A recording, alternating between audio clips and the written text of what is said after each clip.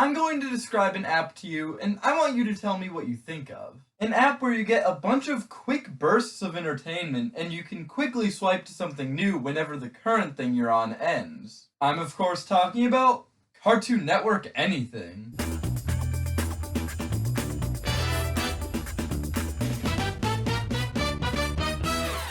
Since around the late 2000s, there's been this trend of random humor. And I'd love to act like I'm smarter than or above this type of humor, but I'm not.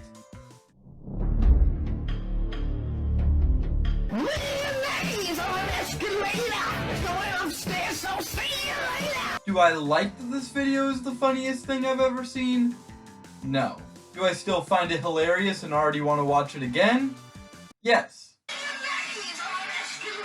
Cartoon Network felt like they were always using this random trend. A lot of their shows at the time, like Adventure Time and Uncle Grandpa, would consistently use random humor. And one of the many ways I felt they tried to cash in on this random trend was with the app Cartoon Network Anything. I got really into modern Cartoon Network around the age of 12. Well, modern at the time. And while you think I wouldn't have to specify that it was the modern shows I got into, it is an important distinction. Because a year prior, I got into Cartoon Network, but I wasn't watching the actual channel. I was watching YouTube re-uploads of shows like Foster's Home for Imaginary Friends and Chowder, despite them having ended years ago. And while they looked like this, I still would watch them all the time. But once I got into modern Cartoon Network, I was watching almost every show on the channel. The Amazing World of Gumball, Steven Universe, Clarence, Regular Show, Adventure Time, We Bare Bears. Pretty much everything they would air consistently, aside from Uncle Grandpa, because I just never cared to try and watch it, and Teen Titans Go,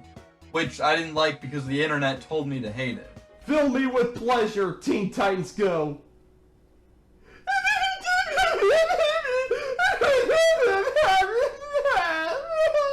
But once I was actually watching Cartoon Network, I'd see Cartoon Network Anything ads. And it looked fun, but I couldn't get it on anything I had. I don't know if anyone else had this issue, but to me it felt like so many apps I wanted were only available on very specific devices and I couldn't get them on what I had. Because I remember despite having an old iPod and a new tablet, I couldn't get the app on either of those. And had to use my dad's old phone to play Cartoon Network Anything. But I at least had that way to play it.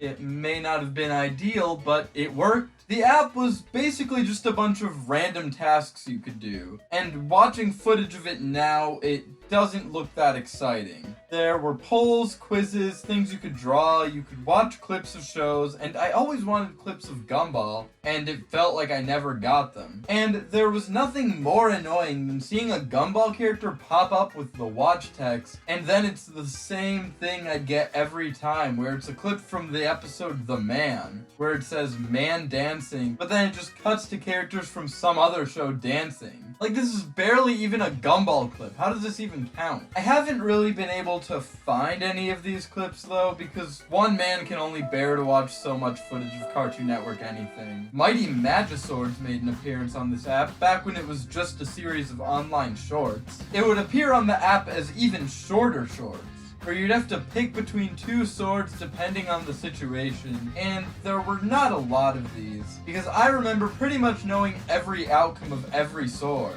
And I didn't even like these clips, they were just used constantly by the app. There were also these things where the only prompt that would pop up was lol, and it'd just be some unfunny looping video with the most basic, barely even a joke text paired with it. Sometimes there'd be games, a lot of them were based off of specific episodes. There was this one based off the Gumball episode The Pressure, where Banana Joe is cutting down this treehouse while Gumball and Darwin are in there. In the episode, the tree getting cut down leads to them accidentally kissing each other, thinking each of them was the girl they were about to kiss. In the game, it just looks like Banana Joe killed everyone. Like the clips, I also felt like these games were repeated relatively frequently. Mainly because the sound of this song mixed with this scream is permanently burned into my brain. The games usually had single word instructions like WarioWare, or like a lot of popular mobile games like it, like Dumb Ways to Die or the Dumb Ways to Die ripoffs, which was already a WarioWare ripoff to begin with. But this app wasn't like a Dumb Ways to Die game because only some of the things on here were games anyway. And it wasn't fast-paced enough, and there was no penalty for losing a game. There weren't lives or anything like that. So the games were just there to be there. And Cartoon Network already made a Dumb Ways to Die ripoff with Clarence anyway. Cartoon Network Anything itself didn't really have any end goal or anything that made it worth coming back to. It was just kind of there for children to swipe on something until they're not bored anymore. Which, if you describe it like that, an app that delivers you a constant stream of short-form content where you just have to swipe to get to the next thing, it's honestly kind of impressive that Cartoon Network made this app back in 2014. Because this is the format that TikTok used, followed by Instagram Reels and YouTube Shorts, copying this same way of showing content. But it worked for them. But looking at clips of it, I think the one place Cartoon Network Anything really faltered was with the loading times. These buffer screens in between content are already a pace breaker, and they usually spend an eternity loading. And I can't imagine that would do a good job at keeping the kids playing this app entertained.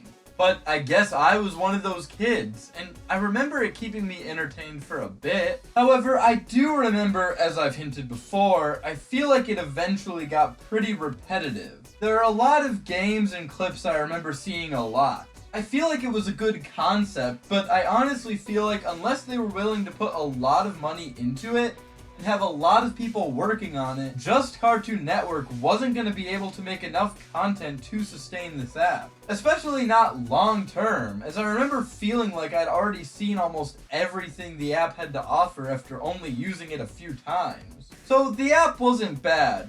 Kept me entertained and was a decent idea. I just don't think it was something easy to pull off. Unless it's a social media app with the same format of showing content, just instead of one company, there's hundreds of thousands of people making new content every day. I mean, someone has to have tried it.